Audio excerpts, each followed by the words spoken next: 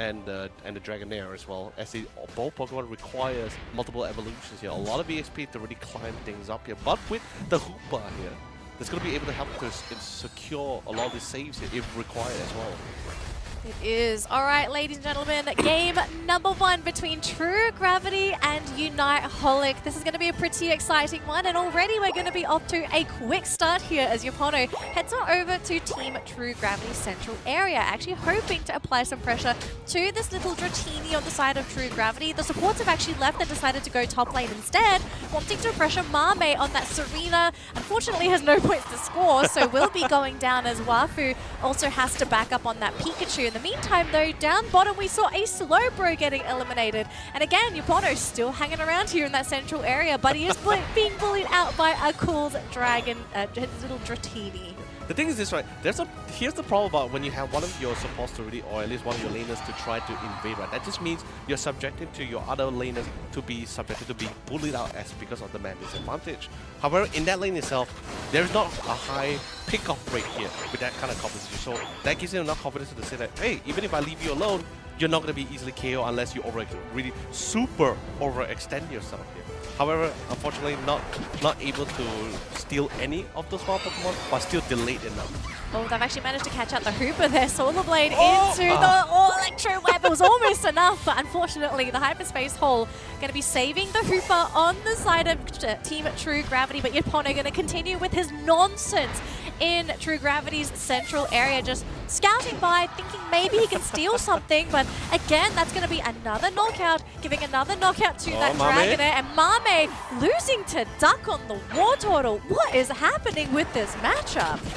This is why we see Blast as being one of the few top picks, right? Yeah, but Water Gun, really great secure moves, great poking mechanism as well, pretty tanky too at the same time, and let's be honest, she's not really a Serena just yet, so it is still prime time for the Water to go head-to-head with her, especially since he was initiating those pokes. Betchin almost being taken down, just gets out of there and even uses a Leaf Blade. Beautiful double KO on the side of Unite Holic. It almost looked like it was going to be too bad, but with some fancy footwork and team coordination, getting those counter KOs and sending True Gravity back to their base. Gonna have to figure out another plan if they want to try and get some of those very tricky KOs. But we are seeing these two teams group up with 22 seconds left on the clock before we start seeing both of those Reggies spawning up in that top and bottom lane.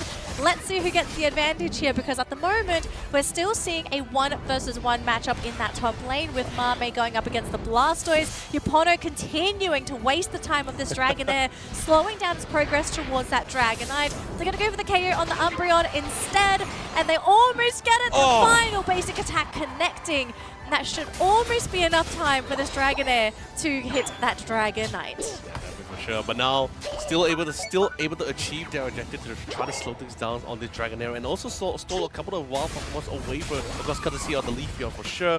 Betchin come to the line, trying to see if he can try to pressure out the Blastoise out of the lane. But again, Reinforcer coming, double serve if I'm not mistaken, coming from both the Slowbro and the Blastoise.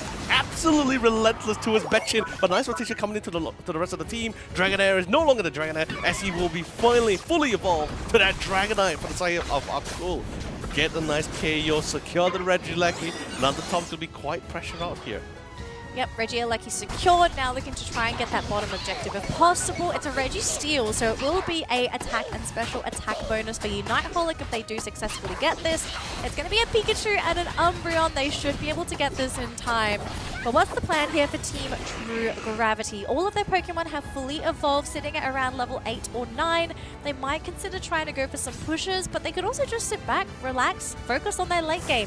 If you do the comparison between these two compositions, late game is massively in favor of True Gravity. They've got the best scaling Pokemon, they've got plenty of AoE crowd control, whereas for Unite Holic, their comp is all over the place. They've got damage. They don't really have a lot of CC outside of Serena and that Umbreon. It's mostly just damage. And look at this, they're even using the Gatling Gun missile on a DLR's Cramorant. They do get 1 KO, and they do get a second on that Dragonite. Actually landing onto Mame, and Talion gets stunned up and is KO'd. Must respect that Pikachu. Now here's the thing, right? Like, for them, yes. If you look at the composition-wise, sure, by time, they should have the advantage. But when you incorporate playstyle, how you tackle the game, this is where Unite Holic is literally further asserting their dominance. Look at the Tesla level of one. Slowly, they're not only ahead of it as well, but they're also they're pressuring all across the map. I have never seen an Umbra, you player Upoto, diving so deep, denying wild Pokemon towards the side here of Team True Gravity as well here.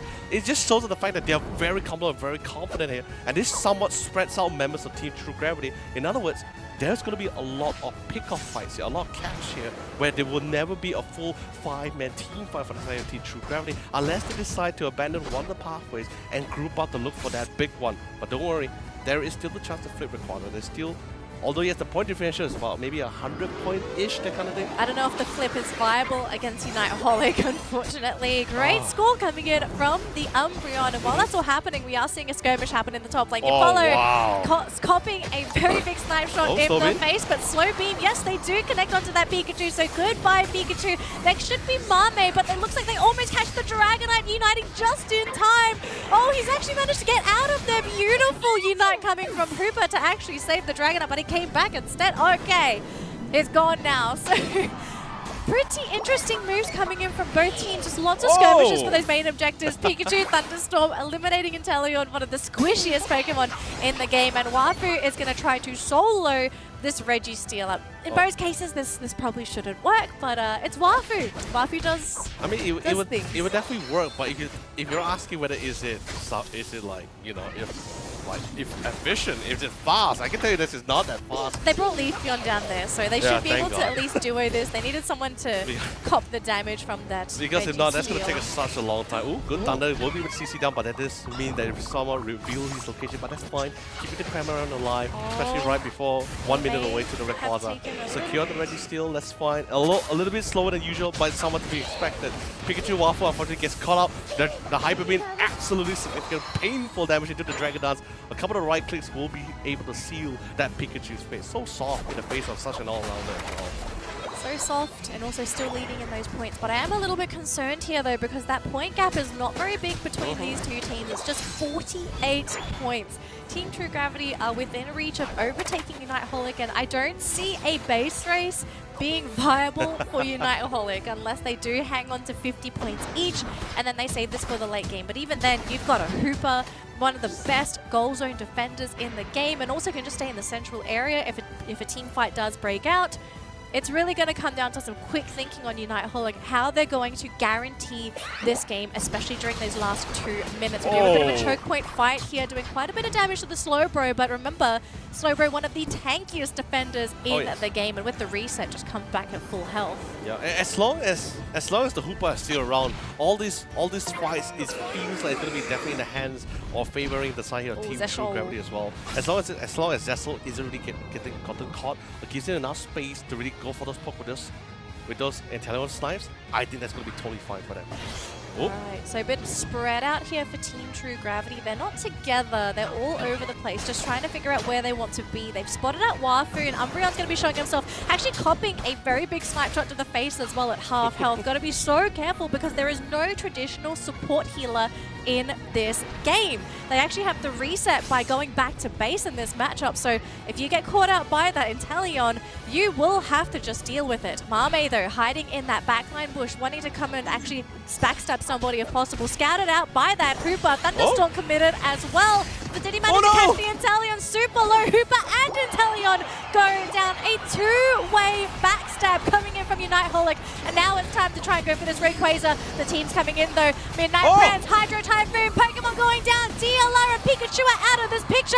Mame's still sticking around, and even a Solar Blade to commit. Dragonite's all on his own. Where's his teammates? Where's that Blastoise? They need to buy time for the team. Nupono wasting this Dragonite's time, and Mame coming into the fray as well. Solar Blade locks down that Dragonite. We still have Duck. We still have Hooper committing the Unite as well. He didn't even use the portal. The team is now flooding in. Unite Holic, I think they've just run out of juice. Definitely for sure. No more Unite moves as well. They just need to try to get a couple of points in at the same time. And let's be honest, 25 seconds. And look, no one is stopping the Leafeon. They managed to secure the Rayquaza. This is totally fine. They have a fallback. They have a plan B. But now they just need to get a couple of points in at the same time. Success with a 100-pointer here. But what about the other side? Can they try to snipe it in? The Umbreon is trying to do his best to delay. But it's all too late. 100 points dives in. A possible another one as well. But it's still not gonna be enough. Team True Gravity, I can't believe it!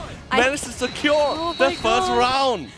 They have probably done it here. We even have it showing up on the screen. Oh. True Gravity taking their first game off of Unite Holic. Not a result anybody anticipated.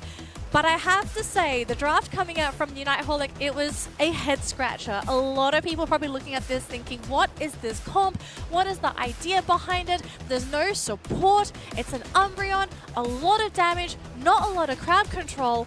If I honestly wish we could interview Mame right now and say, okay. The adrenaline is currently running for them. Ladies and gentlemen, we're finally into our second game, or potentially even the last game. If Unite Holic doesn't really get things back in hand, back in their control, then we might just be saying goodbye. And Kabi-chan will no longer have their return revenge match as well. I mean, Kabi-chan's is happy regardless of who they play against because they're already in the grand finals. Well, let's have a look at how these lanes are going to go at the moment, shall we? So Duck is struggling a little bit in that top lane, but instead we're going to be seeing the Chansey trying to go for their own little stacks against that Hooper EV combination. Not the easiest combo, but at least for Vulcan, wasting those two berries. And look at this great cancel from Mame. Going to stop Vulcan from getting that little eject pad out of there. So the Chansey will be going down, and it's going to be a matchup here. Sylveon up against Buzzwole. It can go either way, but we know Betchin, we've seen this man play Sylveon in the past. He really knows how to pilot this Pokemon. Extremely deadly Sylveon player. And it hurts a lot. Calm-minded into the hyper voice as well. And the patch has made it a lot more painful, more special attack stats as well. You really need to try to keep in check and invade, but of course a quick rotation coming in for Aku, but same goes for DLR. They want to try to secure the necessary EXP, and they will succeed. Buzzwole not able to hit that level 5, and will be even picked up in the process. But can these things be the same sit as well as a double KO, and even a couple more points at the same time? Very unfortunate. Vulcan can barely do anything for his team here at all because he is just on the cusp of evolving at level 4. He is just looking for any scrap ounce of experience, and being a Chansey, there's not really much you're going to be able to do, especially against all that burst damage that's going to be coming out from Unite Holic. So going to try and get to that level 4 as soon as possible. But Betchin so far doing a great job denying. Espeon though, going to jump on out of there with that stored power, but Hooper going to catch out Zeshol. Zeshol does need to be careful. Again, Melon. Melon is a extremely scary Crustle. So many times have we seen this man get some fantastic rock tombs to cut Pokemon off, and he was able to successfully set things up for his team. But this game so far for Duck, Duck is struggling. I mean, that'd be for sure, right? It's in the face of the Sylveon, and that initial rotation really helped to set the bar between both of the sides to see who gets the advantage. And let's be honest, this is Betchin. He played, by the way, played most of the Buzzwole in his entire lineup back in the regional stage. He understands those strengths and weaknesses of a Buzzwole, and definitely know for a fact how to play around it, especially since right now he has that slight lead for as long as he can, actually. Oh, let's see if we can keep that lead for now. Duck going to be hiding in the bush. Maybe they can try and get an ambush on somebody that comes a little bit too close. They're going to show the Glaceon. Instead, they're going to go for the Altaria and Swablu instead. Lock in the experience for those teammates. And Mame actually jumping a little bit far forward. DLR's coming in on that Dragonite. Have caught out the Blissey yet again. That's going to be another KO, unfortunately, for Vulcan. Gone down multiple times this game, but let's be real, I'd rather lose the Blissey here than the Buzzwole or that Glaceon. But look at this though, fantastic pushback from that Trevenant, catching out that Crustle. Again, so many KOs going in favor of Unite Holic, and True Gravity, they are already at the 6-minute mark losing sight of this match. Yes, they're really trying to keep this control, although yes, there is some early advantage coming from Team True Gravity, but they also have their own early game composition to really deal with in this early phase here. However, Yupono, a little bit zoned out and isolated all alone and control. No assistance will be coming in, unfortunately, but that's still totally fine. The team needs to prioritize in trying to get rid of this Regieleki before the rest of the squad decides to come in and pile in the damage. Vulcan with the Blissey. It's not gonna be a very easy pickup for Mame here. No, know, A little bit tanky there for sure. Vulcan's been trying so hard this game to try and get as many stacks in as possible, but I have to say, Unite Holic, just props to them for doing so much to prevent Vulcan from getting whatever he needs to come online for this game number 2. But so far, again, macro game going to be in favor of Unite Holic. They're doing pretty well for levels. Level 10 on DLR on that Dragonite. They do continue to level up in terms of experience, trying to find as many wild Pokemon as possible. But for True Gravity, they are in recovery mode. All they need to do right now is play things safe, get experience wherever you can, and only fight in those fights where you can get an advantageous position. Almost catching out the Trevenant there, unfortunately, does get the disconnect. Trying to go onto Mew this time. Wafu being a nuisance on that Mew. Yep. The real challenge here for the side for Unite Holic will be the fact that how do they going to get their hands on the Glaceon? Although yes, great coming with the Holic into the Phantom Forest as well, but then again, just sadly not enough follow-up, and the Smackdown eject button into the Smackdown, into Betcha to try to get the 2K, forcing on another Unite move to try to disengage, but guess what? That Unite move can only last for so long, but they didn't manage to punish the Glacier here, and now they're trying to return the favor. 3 members of Unite Holic will be KO'd here, but here comes the revenge here. Blood for the side here, as I like to call it as well, and they will be able to get the necessary trade-off here. Yep, the Rings Unbound bringing in the team in to get those counter KOs onto True Gravity. It looked like that was going to be the momentum that they needed, fighting for the Baltoy. It's just random Baltoy just spinning. It was minding his own business. It's all good. Gonna sit back at home waiting to see who knocks him out. Confidence coming from him as well. For now. We've got a Regirock coming in though, and they're trying to finish this off with Wafu and this Dragonite, but they managed to get the buff with that Hyper Beam. The secure on this Pokemon is just too strong. And unfortunately, Espeon is not one of the best Pokemon in the matchup to try and get that last hit, especially with stored power. Great for those team fights, but if you're looking for the objectives, Hyper Beam, 10 out of 10 should get those objectives. I mean, definitely right. If you're comparing between both the Crustle and the Blizzard, there's no way they can really compare or even counteract. And the beauty about Dragonite as well, securing all this objective by himself, even with assistance, without or with assistance, still pretty solid by himself. He can just do it just as well, very similar to the Garchomp too. Regieleki is definitely going to be trying to pressuring out the top. That just means the Bustle will not be able to assist with the bottom lane. Means a form of aggression is going to be happening through that bottom side. But again, they managed to try to get the punish. Pop the Fairy Frolic here. Hopefully it will be enough. He's trying to sustain, trying to live as long as he can, but just won.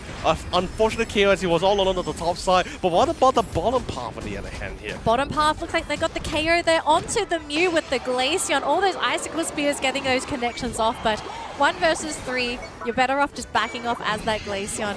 The catch-up is actually slowly happening here for True Gravity. They're not in a comfortable spot yet, but they are definitely feeling a lot better, especially up against what Unite Holic have, because they catch that Hooper.